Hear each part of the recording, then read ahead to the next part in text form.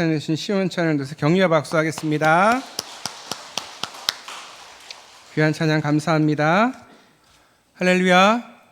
우리 이곳에 오신 우리 모든 성도님들께 주님의 크신 은혜가 함께 하시길 축복합니다. 오늘 세 가지 질문이라는 제목으로 말씀을 전하겠습니다. 여러분은 교회 다니면서 어떤 단어를 가장 기억하고 계십니까? 가장 좋아하십니까? 저는 은혜라는 단어를 가장 좋아합니다. 전에 있던 교회에서도 가장 많이 들었던 단어이기도 합니다. 은혜란 받을 자격이 없는 사람들에게도 베풀어주는 호의 또는 사랑을 말합니다. 죄를 범한 인간, 하나님의 저주와 진노를 받아서 마땅히 벌을 받아야 되고 또 지옥에 갈 수밖에 없는 우리 하나님께서 우리를 받아주시고 용서해 주시고 하나님 삼아주신 것, 하나님이 주신 최고의 선물, 이것이 은혜입니다. 한순간도 은혜가 아닌 적이 없었던 것 같습니다.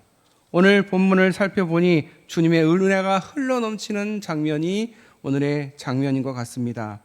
부활하신 예수님이 게네사렛 호숫가에 나타나셨습니다. 예수님은 부활하신 후 제자들에게 이미 자신을 보여주셨는데 그들은 여전히 자신들의 생업의 자리로 돌아와 있었습니다. 오랜만에 보는 그 물질이었는데 고기는 한 마리도 잡히지가 않았습니다. 그래서 밤새 고생만 하다가 아침을 맞이했는데 거기서 예수님을 만나게 됩니다.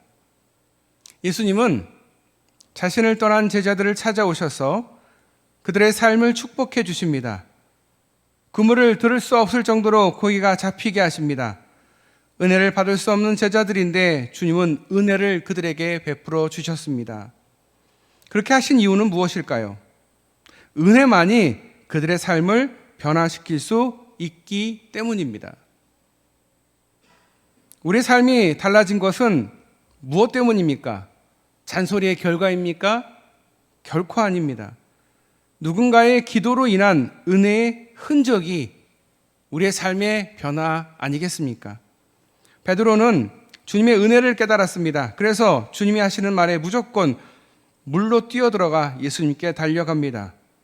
육지에 올라가 보니 해변가에 이미 수풀이 피워져 있었고 고기가 구워지고 떡도 있었습니다. 예수님은 잡은 물고기를 가져오라 하셔서 함께 나누어 먹도록 하십니다.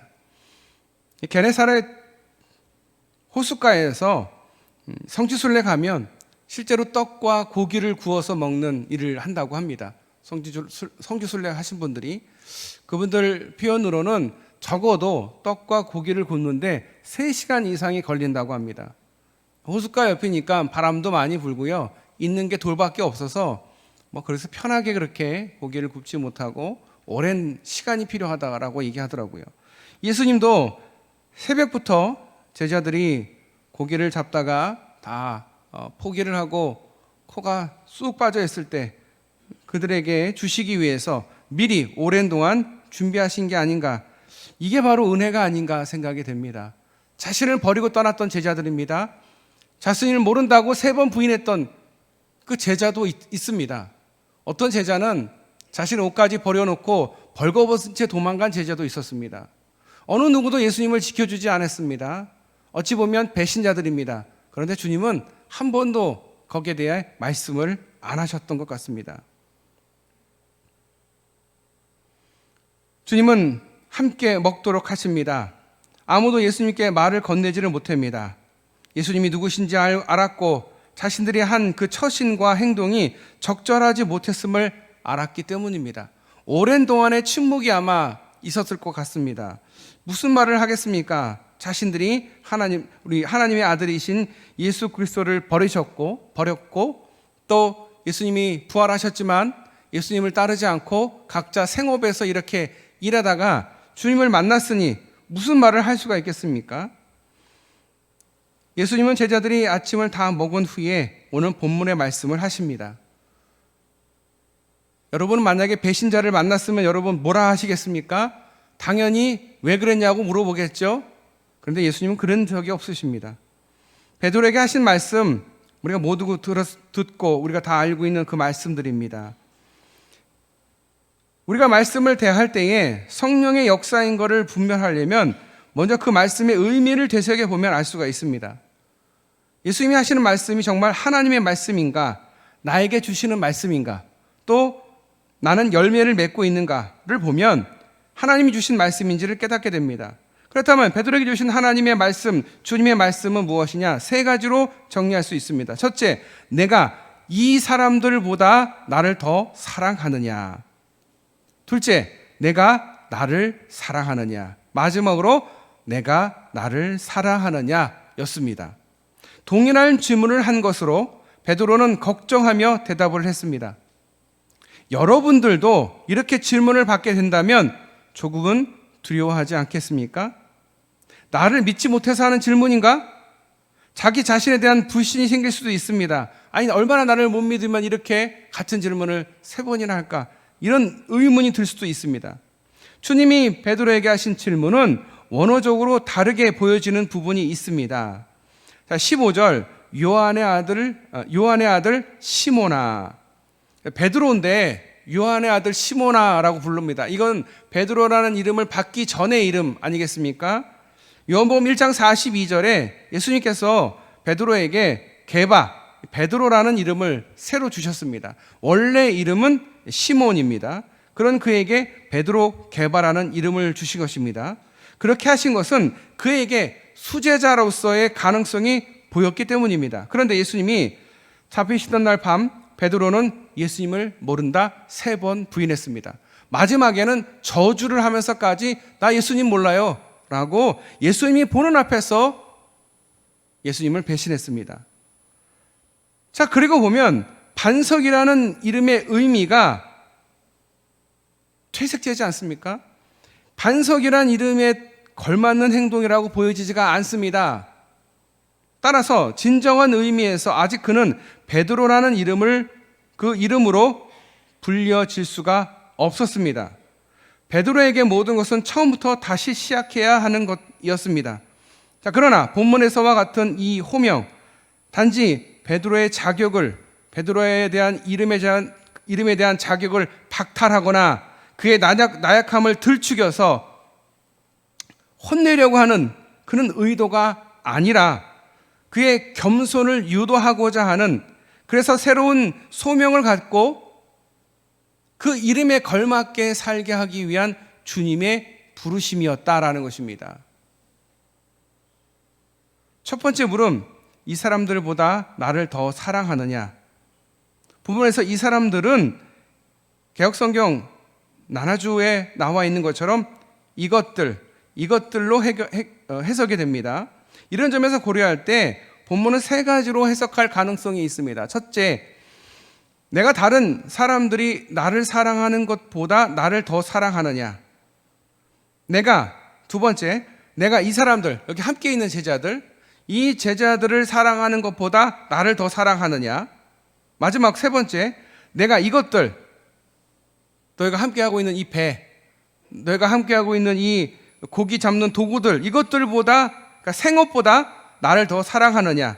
모든 해석이 가능하며 타당성을 갖는다라고 보여집니다. 자, 그러나 현재 문맥에서 가장 타당한 해석은 첫 번째로 보여집니다. 비록 예수님을 사랑하는 제자들의 열성에 우열을 가린다는 것이 어색해 보이긴 하지만 베드로가 다른 제자들과 함께 비교하여 자신들의 뛰어난 충성을 공개적으로 표현한 바가 있다는 사실을 감안할 때 그러한 결론을 내릴 수가 있다는 겁니다. 그러면서 주님이 아시나이다라고 베드로가 대답을 합니다. 예수님께서 베드로에게 사랑하느냐라고 물었을 때 사용한 단어는 아가파오였는데 베드로는 필로라고 대답을 합니다. 첫 번째 이 아가파오는 하나님의 사랑, 신적인 사랑, 숭고하고 헌신적인 사랑, 완전히 이타적인 사랑을 가리킵니다. 그러니까 그런 사랑을 하느냐라고 물었더니 베드로는 후자인 인간적인 사랑, 조건적인 사랑, 친근하고 우정에 가까운 사랑을 이야기합니다. 필로라고 합니다. 그러니까 베드로 입장에서는 예수님이 하나님께 사랑하듯이 네가 나를 사랑하느냐라고 했을 때 감히 그렇게 못하겠다고 그냥 사람이 사랑하는 정도입니다라고 대답을 했다라는 거예요. 많이 무너진 거예요. 자기가 사람들 앞에서 나 예수님 지킬 사람이야, 나 예수님 제일 사랑해 라고 공개적으로 말했던 베드로가 이제는 감히 내가 어떻게 하나님을 사랑하겠습니까? 주님을 어떻게 사랑하겠습니까? 라고 굉장히 자세가 낮춰지고 있다는 거죠. 그런데 본문에서 제기되는 이 문제가 되는 것은 위 두 단어가 같은 의미로 사용되는가, 아니면 위에서 구분한 대로 다른 의미로 사용되는가. 그러나 본절에서 적어도 한 가지 분명한 것은 베드로가 비록 실패하였기는 했지만 아직도 예수님에 대한 열정과 열심은 여전히 가지고 있다는 사실을 이야기하고 있습니다. 그래서 15절에 내 어린 양을 먹이라 주님이 말씀하십니다. 본절에서부터 17절까지 여기서 먹이라, 치라, 먹이라 이런 명령이 연속되고 있는데, 혹자는 첫째와 세 번째, 이것은 양들을 목초지로 인도하는 것과 관련이 있고, 두 번째 치라, 이것은 양들을 돌보는 것과 관련이 있다라고 구분을 하기도 합니다. 또 16절에 두 번째 내 양을 치라, 두 번째 질문은 다른 것과 비교하지 않고 나만 사랑하는가 여부를 묻고 있는 표현입니다. 그러니까 여러분, 신앙이라는 것이 옆에 있는 사람이 하나님을 잘 믿고 부모님이 잘 믿고가 중요한 게 아니에요. 우리나라가 정말 열심히, 우리 교회가 열심히 하나님을 사랑하고 신앙생활하는 게 중요한 게 아니라 나와 하나님과의 그 관계, 1대1 관계를 물어보고 계시는 거예요. 우리는 하나님과의 1대1 관계를 이루고 있습니까? 그냥 남들이 믿으니까, 남들이 소리 지르니까, 남들이 기도하니까 하는 신앙이 아니라 나의 고백, 나의 신앙의 고백, 나의 찬송과 나의 확신이 있어야 그게 신앙이다라는 거예요. 예배도 마찬가지입니다. 여기 많은 사람들이 있지만 그냥 군중 심리에 함께 하는 게 아니에요. 남들이 은혜 받았으니까 나도 은혜 받는 게 아니라 나와 하나님과의 관계 속에서 내가 은혜를 받는 게 참 은혜다라는 거예요. 남이 뭐라 하던 나는 진짜 하나님이 너무 사랑스럽고 너무 좋고 너무 하나님을 존경하면, 주님을 사랑한다면 표현하는 거죠. 그러니 하나님과 예수님과 우리와의 관계는 1대1 관계라는 거예요. 그래서 묻는 거예요. 정말 너가 나를 진정으로 사랑하느냐?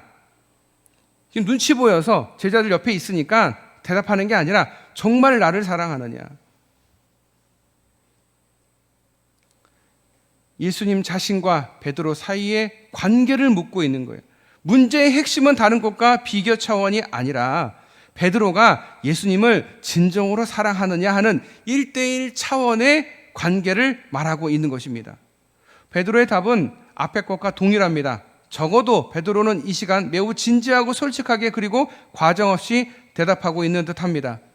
베드로의 대답은 세 번 모두 같습니다. 주께서 아시나이다 라는 형식으로 표현됩니다. 17절에 나를 사랑하느냐, 이 질문, 마지막 질문에 앞에 두 번의 경우와 달리 여기서는 사랑을 필레오라는 단어를 하고 있는데, 이것을 베드로가 계속해서 사용한 단어를 예수님이 이야기하고 있습니다. 그러니까 제가 감히 하나님을 어떻게 사랑합니까? 어떻게 사랑하겠습니까? 그래서 필레오라는 단어를 쓰다가 예수님도 아가파오라는 단어를 쓰다가 이제는 똑같이, 베드로와 똑같이 필레오라는, 사랑이라는 단어를 필레오라는 단어로 이야기하고 있다라는 거예요. 이것은 베드로의 진실성과 주님에 대한 그 사랑을 수용하겠다라는 마음의 표시로 볼 수 있습니다. 내가 어떻게 감히 하나님을 하나님으로서 사랑하겠습니까?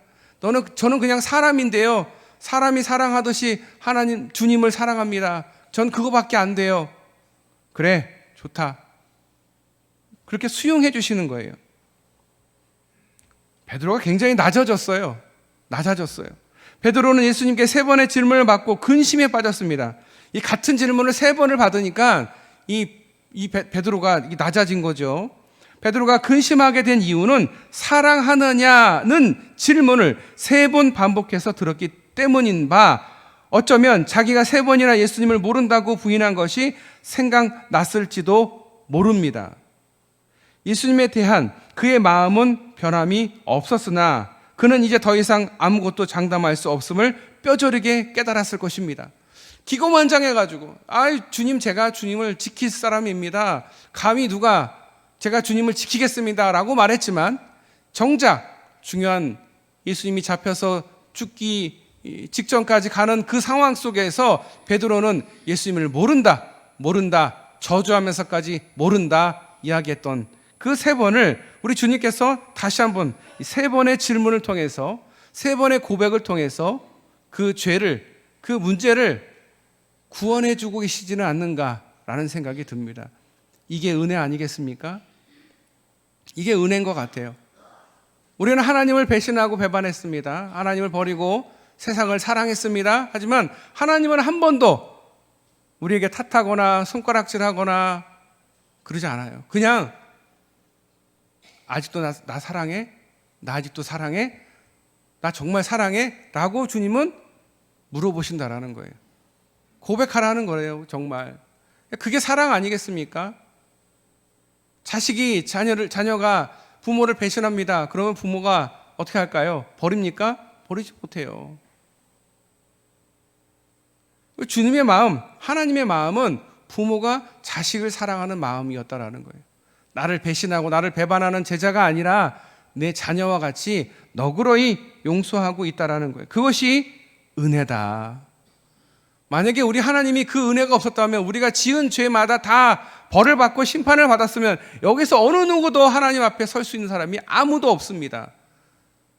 그래서 우리를 어떻게 하든지 구원하시려고 자신의 독생자 예수 그리스도를, 하나님이 인간의 몸을 입고 이 땅에 오셔서 우리가 당한 고통보다 더 극심한 고통을 당하시면서 우리를 위해서 물과 피를 흘리셨다라는 거예요.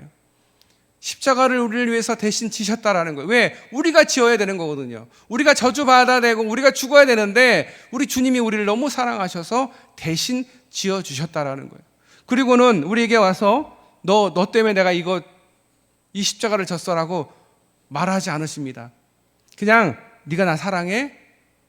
그러면 내가 내 양들을 내 양들을 기르고 내 맡은 일을 해. 그렇게 하나님은 말씀하고 계신다라는 거예요. 모든 것을 아시오매 아시나이다. 베드로는 허위가 아니라 진정으로 예수님을 사랑한다라고 대답을 합니다. 모든 것을 아시오매, 이 말 속에는 예수님께서 사람의 마음속을 꿰뚫어 보는 신적인 통찰력을 가지고 계시다는 고백이 들어있다라는 거예요. 이 얘기는 예수님을 하나님으로 보고 있는 거예요. 사람으로 보지 않고 하나님으로 보고 있는 거예요. 베드로는 이것을 알고 있고 그런 만큼 그분 앞에서는 오직 진심으로 얘기함을 알고 있었다라는 거예요. 그래서 진심으로 이야기합니다. 진심으로 사랑한다고. 그래서 주님이 내 양을 먹이라 말씀하십니다. 예수님은 베드로의 사랑을 3번 확인하였고 그것에 동일한 사명을 3번 반복해서 해주셨습니다. 이것은 2가지 의미를 갖습니다. 하나는 베드로가 예수를 3번이나 부인함으로써 실추된 명예를 회복시켜주는 의미를 갖고 있습니다. 다른 하나는 교회에서의 베드로의 지도권이 다시 위임되고 있음을 보여주는 의미가 있습니다. 여러분, 반석이 뭡니까? 흔들리지 않는, 변함없는 게 반석 아니겠습니까? 그런데 베드로, 반석이 어떻게 했어요? 예수님을 배반했어요. 예수님을 버렸어요. 그런 그를 주님은 너그럽게 용서해 주시면서 다시 반석이 되도록 하셨다라는 거예요. 너 사실 시몬이잖아. 그런데 이제부터 너는 베드로야. 베드로라는 그 아이덴티티를 잊으면 안 돼. 그러면서 내 양을 먹이라 3번이나 반복해서 말씀하셨다라는 거예요. 이것은 목양한 걸 의미하는 거죠. 베드로에게 주신 이 권위는 교회 밖으로 향하는 전도나 이런 초청이 아니라 교회 내부에 있는 지도권, 목회적 돌봄에 초점을 주고 있다라는 거예요. 베드로를 이렇게 높여주시는 거예요. 높여주시는 거예요. 얼마나 지금 그 마음이 바닥까지 떨어져가 있겠어요. 얼마나 두렵겠어요. 와, 우리 주님이 죽은 사람도 살리시고 죽으셨던 주님이 살아나셔서 나에게 찾아오셨어. 여러분 어떨 것 같아요? 여러분이 배신했던 사람이 여러분을 향해 여러분이 배신해서 어떤 사람을 죽게 했어요. 죽었어요. 그런데 그 사람이 찾아왔어요. 저는 두려울 것 같아요. 얼마나 두렵습니까? 새벽에 이제 아침 딱 터서 이제 어두운 밤이 지고 이제 겨우 해가 떴는데 저 멀리서 내가 배반한 사람, 내가 죽인 사람, 그 사람이 나를 기다리고 있어요. 여러분 섬찟하지 않습니까? 그런데 그 섬찟한 그 장면을 주님은 은혜라는 장면으로 완전히 바꿔주고 계시는 거예요. 왜 그렇습니까? 베드로를 세워야 교회가 서기 때문에, 죽어져가는 많은 영혼들이 이를 통해서 설 수 있기 때문에, 그래서 베드로의 그 바닥까지 떨어져 있는 그 자존감과 그 마음을, 그 아이덴티티를 다시 찾아주면서 위로하면서 다시 일으켜 세우고 계신다라는 거예요. 이게 은혜라는 거예요. 우리가 어디서 이런 은혜를 경험합니까? 교회에서밖에 경험하지 못하지 않습니까? 세상에 나가면 치열하게 싸웁니다. 경쟁합니다. 거기에는 은혜가 없습니다.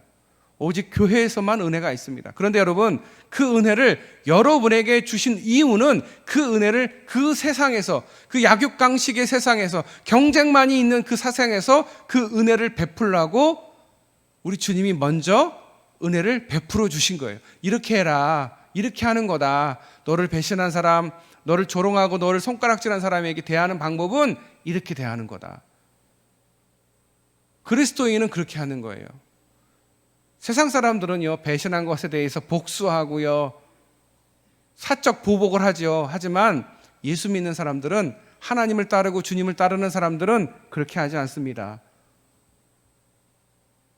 원수의 상에서 밥을 차려서 배고프거든 배를 채우게 하라는 그 말씀을 주님이 지금 하고 계신 거예요. 진짜 사랑이 이거다라는 거예요. 진짜 사랑.